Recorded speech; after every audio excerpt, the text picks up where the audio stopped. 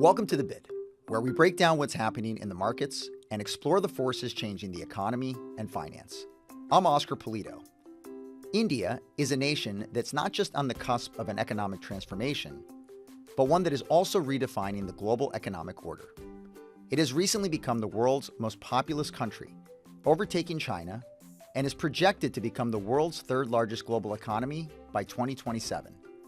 There's a number of factors that are helping India cruise its way to the number 3 spot, including a demographic advantage, geopolitical realignments, and a digital revolution. In this episode, as we turn our gaze eastward, we'll ask what is driving India's growth and what hurdles may yet lie ahead. I'm pleased to welcome Gargi Pal Chaudhuri, Chief Investment and Portfolio Strategist for the Americas at BlackRock, and Tara Iyer, Chief U.S. Macro Strategist for the BlackRock Investment Institute. Gargi and Tara will share their insights on India's economic strategies, equity inflows, and what global investors need to consider when looking to take advantage of investment opportunities. Gargi and Tara, welcome to The Bid. Great to be here. Thanks for having me, Oscar. So, Gargi, I'd love to start with you. We're going to talk about India today and the rapid growth that it is experiencing. In fact, the growth rate in India for many years was faster than pretty much every emerging market except China, although in recent years, India's growth rate has now surpassed that of China.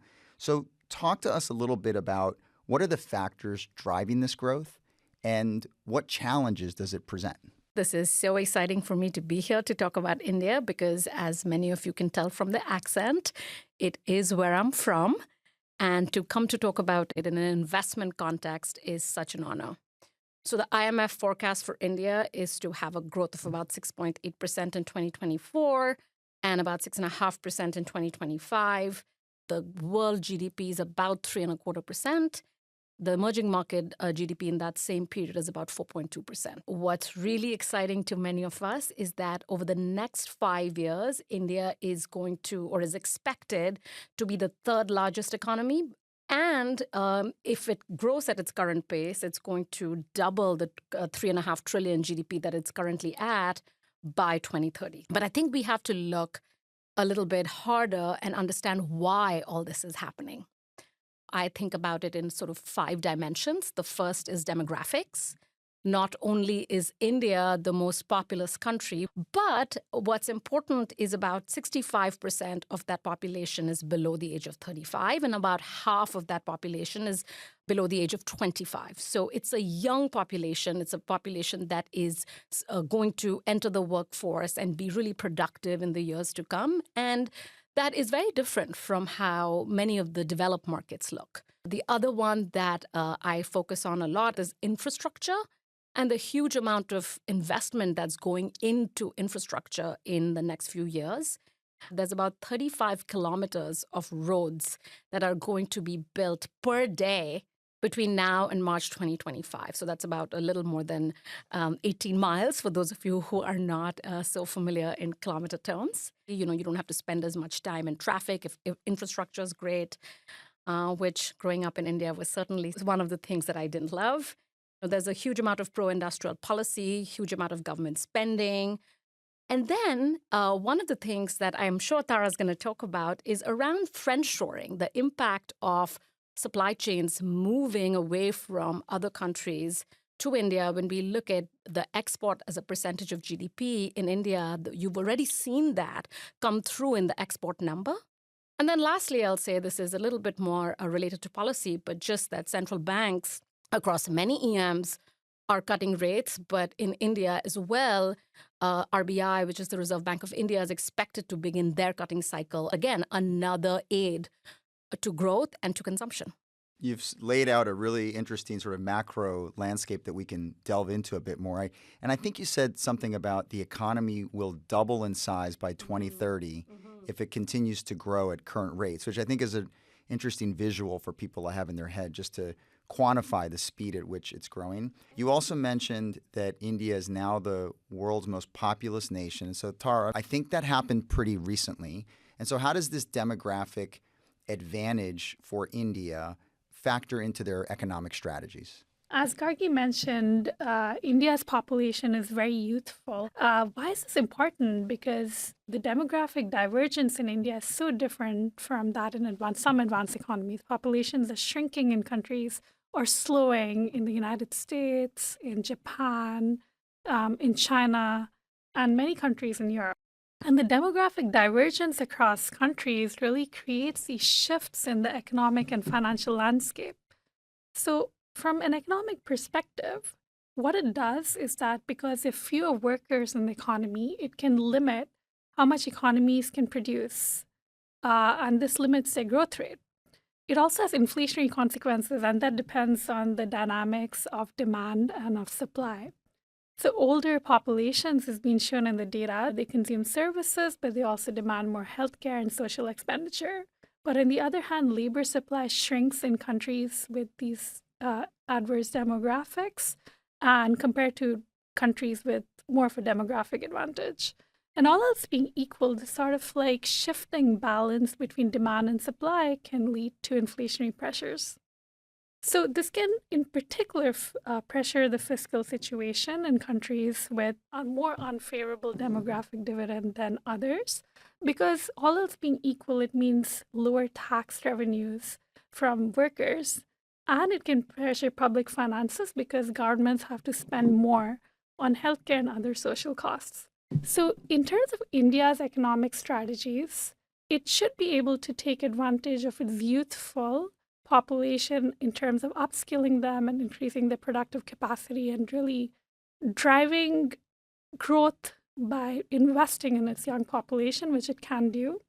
And another thing that India is trying to do in terms of programs is increasing women's labor force participation, because India's labor force participation of women right now is relatively low compared to many economies, and increasing labor supply of younger women in the workforce will allow it to further harness its demographic dividend and spur future growth.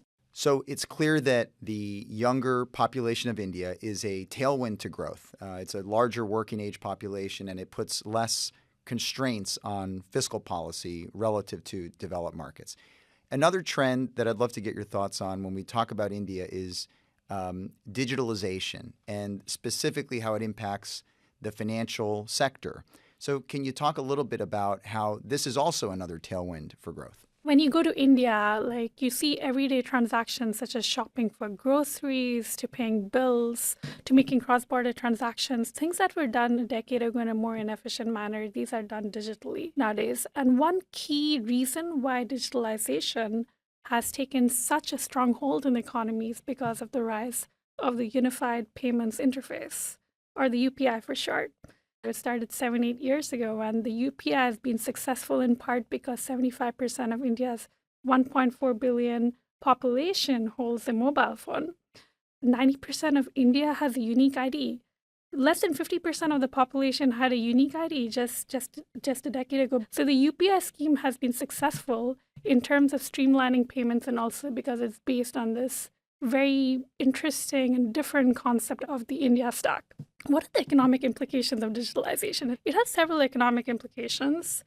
I think the first is that it really allows the underserved population in rural communities in India to enter the financial system. And one key stat that I think is very interesting is that 85% of the population in India is now financially included, and this compares to 20% just a decade ago. So UPI can also be used across generations. You know, it's used by the tech-savvy young, and it's used by older people alike, so it really transcends generations. My grandma uses digital payments nowadays to pay her taxes. She used to travel across states and try to pay her property taxes, but nowadays she's able to do it online, and she's very happy because she doesn't have to travel. So the UPI paves the way for a consumer credit boom in India. This consumer credit boom is one of the key reasons why we think the consumer sector can provide interesting investment opportunities in India. And generally, I think their investment opportunities rise, and following the trends of increased financial inclusion and how the UPI is able to reach underserved communities in different parts of the consumer segment alike.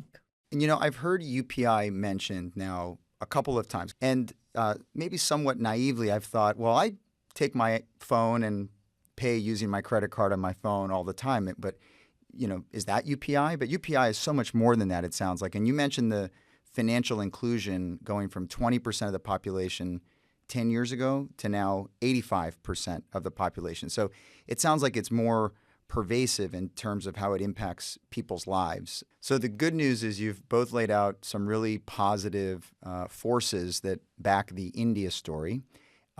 This is not news, though, to a lot of investors. In fact, we've seen flows into Indian equities being quite strong. And so, Gargi, maybe to come back to you, valuations in India, as I understand, are a bit higher, reflecting this enthusiasm. So how do you look at the investment opportunity in India relative to other emerging markets or just relative to stock markets in general? So I'll go back to the first point that you made around flows. There have been about 7 billion of inflows over the last 12 months, which is just U.S. investors that are using ETFs that are linked to the country of India and getting that exposure. And this is pretty rare when we think about that single country exposure to other countries. 7 billion is a pretty high number because the next largest number in that single country space is about 3 billion. But to your second point, there obviously has been, over the last 5 years, reflection of this incredible story of digitization, of infrastructure, of demographic dividends that has played out in the market. So if you think back to pre-COVID, from 5 years ago to now, what the Indian equity markets have done, it's up about 100% in that 5-year time frame, which is kind of in line with what the US market has done. But then if you look at the broad EM indices, obviously India is an EM country, so you can compare it with broad EM indices, which are up a fraction of that, which are up about 20% approximately in that same time frame. So there has been a valuation story that has taken place. Now, what drives valuations of a bond, a stock, a country, a sector? The big part of that is expectations of earnings growth. And part of that expectations of earnings growth comes from the underlying growth of the economy. So this 8% growth that we have seen, the approximately 6% growth that we expect to see, all of that is also going to manifest its way into earnings growth. And that's what's been priced in the market. And I would say that investors have only just begun to pay attention to that, especially U.S. investors, as well as domestic demand has only just begun in that way. And we think despite these valuations that have certainly moved, most U.S. investors still don't have India in their portfolio in the size that they should. I think those are tailwinds that are yet to materialize over the medium term. The last thing that I think is really important and perhaps maybe not understood as much is what you get as an investor when you invest in India versus many other EM countries. So when you invest in India, because of the way in which the Indian stock market is set up, if you allocate to India, you're actually getting a much more diversified basket than you would if you allocated to other single country EMs. And then I'll also say from a portfolio construction standpoint, adding Indian equities also have that growth, the momentum, important qualities that are really important when growth is scarce. So having that growth, momentum qualities in the Indian equity markets is really important. And we think investors across the globe will continue to gravitate that way. And your point on sector diversification is a good one. We sort of take for granted if you live in a developed market. So Tara, coming back to you, another theme that we talk about when we discuss India is geopolitics. And specifically in what is a more geopolitically fragmented world, India has taken a multi-aligned approach to different superpowers around the world. So talk more about that and specifically how it impacts the economic policies then that it pursues. We live in an increasingly geopolitically fragmented world. Trade barriers have tripled since the beginning of the financial crisis. They've increased to new record highs in certain commodity markets. Global trade has plateaued since the financial crisis, and global FDI has plummeted. Geopolitical risks are a key market concern, and among certain surveys, they're rated among the top market concerns at this point. Some key geopolitical trends that we're monitoring in this fragmenting world are increased tensions between certain superpowers. We're navigating an increased technology competition between certain superpowers. We're seeing increased tensions in the Middle East and more scope for emerging market political crises. In terms of the increased technology competition, there's greater, competition over the use of artificial intelligence. We've seen the boom of that quantum computing, semiconductors, and usage of military technology. India is relatively well positioned to take advantage of some of the divergence that we're seeing in the world. It's taking fewer sides compared to many other economies. It's more of a multi-aligned state, such as many other emerging market economies. And it's really positioned itself, for example, as a country that wants to secure affordable energy for its masses. And some of its alignments are based on that. India has become a leader in digital payments. It has positioned itself as a country that's willing to share knowledge with some other countries, including those in Africa, and some other countries it's pursuing selective alignments with in terms of sharing digital knowledge. And so, Gargi, coming back to you, you talked about the flows into Indian equities, and you said something about the part of the portfolio that maybe it's not as well owned as it could be. So how should investors think about this as part of a portfolio? Love this question because it's my privilege and honor to help investors navigate two economies which are going to be additive to their portfolios in the next few years. And if I think back to the past, how investors, especially US investors, and certainly same of international investors as well, would get exposure to countries such as India or other emerging market economies would be through a broad EM index. And, over the last 5 years, I would say post-pandemic, certainly, with the rapid growth of India's stock market opportunities, India right now is about 18% of the index, and that's doubled over the last 5 years, where it was 9% of the index. So, even if you went via that broad exposure, you would certainly get a fair exposure to India, and that's wonderful. More recently, we've seen a lot of investors move to a benchmark that is EM excluding China. And if that is an exposure that you choose to have, again, you have a larger exposure to India in that basket. But more and more, as I mentioned earlier, we've seen about 7 billion of inflows into single countries, in single country India exposure. More and more what we're finding is that investors are choosing specific countries instead of that broad EM exposure, because investors are recognizing that not all EM countries can be painted with the same brush.